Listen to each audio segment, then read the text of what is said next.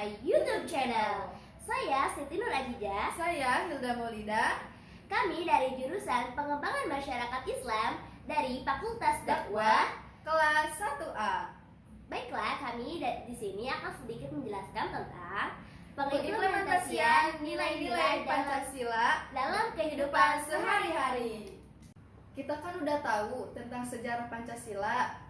Jadi kita akan mengulas lagi tentang sejarah Pancasila. Dengerin ya teman-teman. Oke, jadi gini loh teman-teman. Dalam sidang BPUPKI, Soekarno dalam pidatonya yang bertajuk Lahirnya Pancasila berkesempatan menyampaikan gagasannya mengenai konsep awal Pancasila yang menjadi dasar negara Indonesia tepatnya pada 1 Juni 1945. Dalam pidatonya, Soekarno menyampaikan ide serta gagasannya terkait dasar negara Indonesia merdeka yang dinamai Pancasila. Panca artinya 5, sedangkan sila artinya prinsip atau asas. Nah, saya kan tadi sudah sedikit memaparkan ya tentang lahirnya Pancasila. Nah, kan di dalam Pancasila ada 5 sila, yang mana di dalamnya terdapat kandungan-kandungan kan. Nah, pasti teman-teman belum tahu di dalam Pancasila itu kandungannya itu apa saja. Nanti saya akan bertanya kepada teman saya, yaitu Hilda Maulida. Kalau misalkan sila pertama itu kandungannya apa aja sih, Teh Hilda? Yang pertama, nilai ketuhanan yang Maha Esa. Jadi kita bebas memilih agama sesuai keinginan kita sendiri. Nah, karena di Indonesia itu agama itu ada 6 ya yang sudah diakui oleh Indonesia. Salah satunya Islam, Kristen, Buddha, Hindu, Konghucu, dan Katolik. Yang mana kita bebas memilih kehendak 6 agama tersebut dikarenakan di Indonesia sudah banyak beragam-ragam agama yang ada di Indonesia gitu. Jadi di Indonesia kan kita tuh berpatokan dengan Pancasila ya.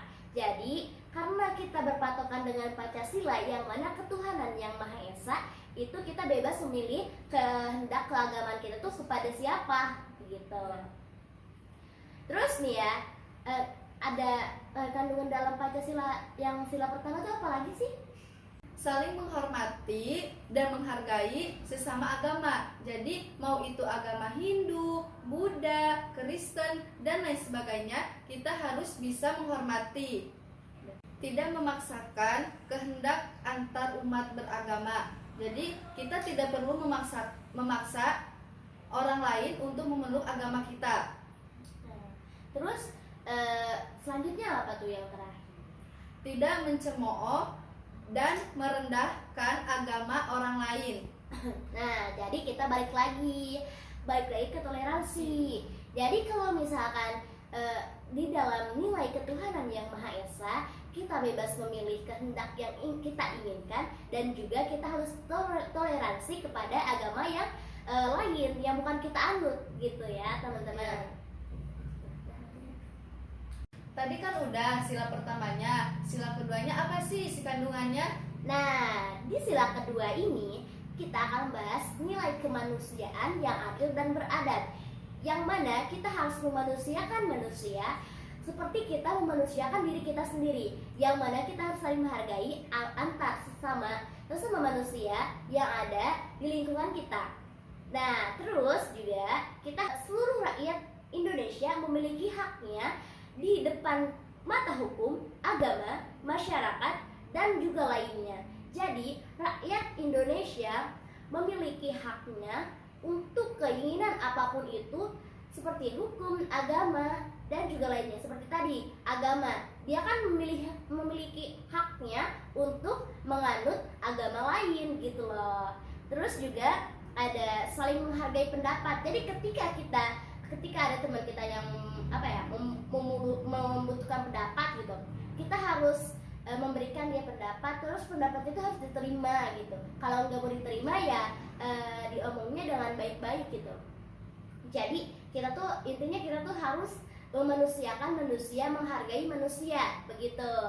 Terus juga ada nilai Pancasila yang ketiga, itu juga ada nilai Persatuan Indonesia, yang mana Persatuan Indonesia ini kita harus menggunakan bahasa persatuan Indonesia, yang mana itu bahasa persatuan Indonesia itu apa sih Teh Hilda? Bahasa apa? Persatuan Bahasa Indonesia. Ya, betul, bahasa Indonesia. Terus juga kita harus memperjuangkan dan mengharumkan nama Indonesia. Kan kita kan sebagai rakyat Indonesia nih, ya otomatis kita harus mengharumkan bangsa kita sendiri. Iya. Kita jangan menginjak-injak bangsa kita sendiri dong. Masa kita tinggal di Indonesia tapi kita memperjelek Indonesia? Ya kita harus memperjuangkan, mengharumkan nama Indonesia. Nah, kita juga harus cinta terhadap tanah air. Hubuwaton minal iman, ya kan? Kita harus cinta tanah air. Karena ya kita kan lahir di tanah air kita gitu. Masa kita harus mencintai negeri orang lain, ya kan? Iya. Nah, terus juga mengutamakan kesatuan dan persatuan. Ya, jadi kita tuh di sini harus hidup rukun, aman, tentram. Jadi kita harus tidak boleh ada kriminalitas ataupun apapun itu di Indonesia. Ya walaupun kebanyakan memang masih ada, tetapi kita di sini kan menjelaskan tentang kandungan-kandungan yang ada dalam Pancasila. Nah, itu dia kandungan dalam Pancasila yang sila ketiga. Nah, terus kan ada nilai Pancasila yang keempat nih. Nanti dijelasin lagi ya sama saudara saya Hilda. Nilai Pancasila yang keempat, kerakyatan yang dipimpin oleh hikmat kebijaksanaan dalam permusyawaratan perwakilan. Jadi, pemimpin bangsa Indonesia harus bijaksana. Jadi, seorang pemimpin itu harus adil, di mana misalnya ketika kalian saudaranya si pemimpin itu tuh, jadi si pemimpin itu harus menghukumnya dengan adil. Jangan mentang-mentang kalian misalnya saudaranya nih, si pemimpin itu tidak menghukum saudara itu gitu tuh. Jadi seorang pemimpin itu harus adil, mau itu saudara, mau itu orang lain, harus diserentakkan. Keputusan bersama pengambilannya harus melalui musyawarah. Jadi kita tuh tidak bisa memutuskan diri kita sendiri, tapi kita tuh harus musyawarah dulu kepada rakyat Indonesia ini, tidak memaksakan kehendak. Yang mana ketika kita ada suatu kumpulan, kita tuh harus memiliki goals atau keputusan, tetapi keputusan ini tuh bukan dari diri kita sendiri, tetapi keputusannya itu diambil dari musyawarah atau bersama gitu teman-teman. Terus juga yang kelima, nilai keadilan sosial bagi seluruh rakyat Indonesia, yang mana di dalamnya harus menerapkan perilaku adil dalam bidang ekonomi, sosial, dan politik. Nah, jadi kita tuh di sini tuh harus adil, tidak pernah memandang suku, agama, terus keluarga, jabatan atau apapun itu. Kita tuh harus adil gitu, harus harus toleran, harus pokoknya kita harus adil dalam memilih suatu keputusan gitu. Ya, jadi walau dari hal ekonomi, sosial, politik apapun itu kita harus adil. Nah, terus juga harus menghormati hak dan juga kewajiban setiap orang. Nah, setiap orang memiliki kewajibannya masing-masing. Seperti kita kewajiban rakyat Indonesia, yaitu kita harus memerdekakan diri kita sendiri, dan juga kita juga harus melanjutkan nilai-nilai yang ada dalam Pancasila ini gitu. Nah, jadi kan tadi udah ngejelasin tentang isi kandungan yang ada di dalam Pancasila.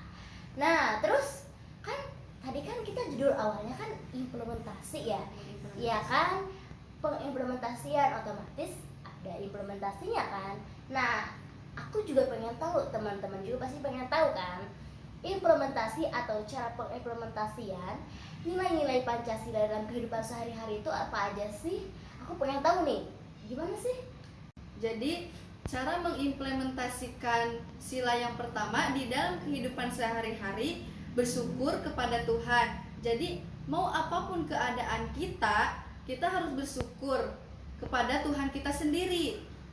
Laksanakan ibadah sesuai agama masing-masing. Nah, jadi kan kita punya agama sendiri, jadi kita harus mematuhi peraturan di agama tersebut. Ya, seperti ini kan kalau misalkan agama Islam nih, kita kan ibadah ya, banyak ibadah yang kita lakuin gitu. Seperti sholat, zakat, puasa gitu, pergi haji, ya kan gitu. Itu tuh kita harus laksanain gitu sesuai ibadah yang kita lakuin itu yang di dalam agama kita. Nah kan kalau Kristen dia beribadah ke tempatnya, terus Buddha Hindu juga sama beribadah kepada tempatnya gitu. Terus yang selanjutnya apa itu? Menghormati agama lain. Jadi kita beda-beda agama itu harus saling menghormati. Tidak memaksakan suatu agama kepada orang lain. Jadi kita tuh tidak memaksakan orang lain itu masuk ke agama kita gitu. Nah, jadi kan udah dijelaskan tentang mengimplementasikan sila yang pertama. Sekarang yang kedua yang dijelaskan oleh Teh Ajijah. Nah, jadi kalau misalkan sila yang kedua itu yang mana cara mengimplementasikan itu kita tuh harus saling membantu satu sama lain. Nih, seperti ketika teman kita kesusahan, kita harus menolongnya. Nah, itu juga termasuk kita sudah mengimplementasikan nilai-nilai Pancasila yang kedua ke dalam kehidupan kita sehari-hari. Contohnya itu kayak gimana tadi Jah? Nah, contohnya misalkan teman kita nih lagi kena bencana alam misalkan. Terus dia kan butuh bantuan nih. Ya harus kita bantuin, kita harus tolong gitu. Terus nih, yang kedua, membantu adik belajar. Nah, membantu adik belajar juga sama. Nah, membantu adik belajar kenapa itu bisa jadi pengimplementasian nilai Pancasila yang kedua? Karena ketika kita menolong seseorang, otomatis kita sudah menjalankan nilai Pancasila yang kedua. Nah, terus juga bersikap sopan kepada yang lebih tua gitu. Jadi kita harus menghargai sesama, terus kita harus hormat kepada yang lebih tua.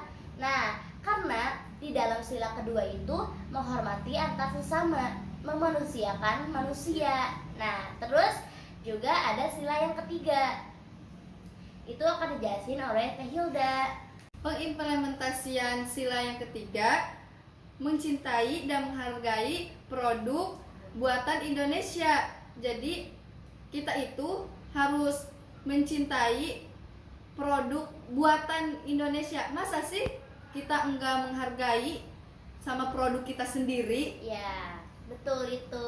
Kita harus menghargai produk yang negara kita buat gitu. Walaupun ya, misalkan negara lain memang lebih bagus, tapi kita harus menghargai produk buatan kita sendiri ya? Gitu. Melestarikan budaya daerah. Jadi kita itu harus mempertahankan budaya yang ada di daerah kita. Nah, jadi kan di Indonesia banyak budaya nih, banyak banget budaya, banyak suku, otomatis banyak budaya kan. Nah, budaya-budaya tersebut itu jangan dihilangkan, kita harus lestarikan. Gitu ya? Ya, kita harus berkembang gitu, harus mempertahankan gitu. Intinya kita harus melestarikan, yang mana kita harus mempertahankan budaya yang ada di Indonesia, jangan sampai punah bahasanya gitu ya. Terus ada apa lagi tuh cara pengimplementasiannya? Berteman, tidak membedakan suku agama, maupun itu suku Dayak, suku Sulawesi. Jadi kita harus bareng-bareng gitu ya ya. bahasanya. Ya, jadi kita gak boleh membedakan ya. Kalau misalkan kita satu kampus, kalau enggak satu sekolah sama yang beda agama, mentang-mentang kita beda agama, kita menjauhi mereka gitu yang lain agama kita. Jangan membuli lah ya, gitu ya. Ya, kita harus toleransi ya. Jadikan perbedaan itu suatu hal yang menarik gitu. Ya, teman-teman. Oke? Cara mengimplementasikannya sila yang keempat itu gimana Teh Jija? Nah, kalau misalkan sila yang keempat itu di sini kan ada bermusyawarah ya.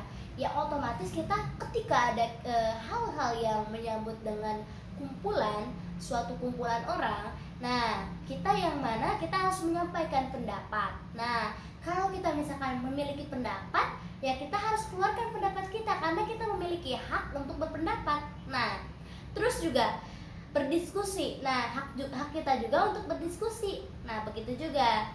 Terus juga selanjutnya menerima musyawarah dengan mufakat atau dengan ikhlas gitu ya. Jadi ketika kita bermusyawarah terus mendapatkan keputusan, kita harus menerima dengan ikhlas, dengan lapang dada gitu ya. Jadi kita tuh tidak apa ya, kayak ada dongkol di hati gitu, kayak Munek gitu ya. iya kayak munek gitu. Jadi kita harus kayak wah, walaupun mungkin berat di hati, tapi kita harus menerima dengan lapang dada gitu. Terus juga ada saling menghargai pendapat. Misalkan nih, kita kan sering nih kalau misalkan di kelas ya, yang namanya di kelas pasti ada berdiskusi, yang mana ujung-ujungnya Pro, pasti kontra gitu. iya berdebat pro dan kontra. Nah, kita harus menghargai pendapat orang lain walaupun tidak sepemikiran dengan kita. Iya. Nah, walaupun tidak sepemikiran dengan kita, jangan ujung-ujungnya kita kayak, nah apaan, nggak sesuai dengan pikiran saya, tidak seperti itu ya. Kita harus menghargai pendapat orang lain gitu. Terus sila yang kelima gimana? Cara mengimplementasikan sila yang kelima yaitu sama dengan sila yang ketiga, saling menghargai satu sama lain. Karena kita itu memiliki hak masing-masing. Thank you for watching teman-teman. Bye. Bye.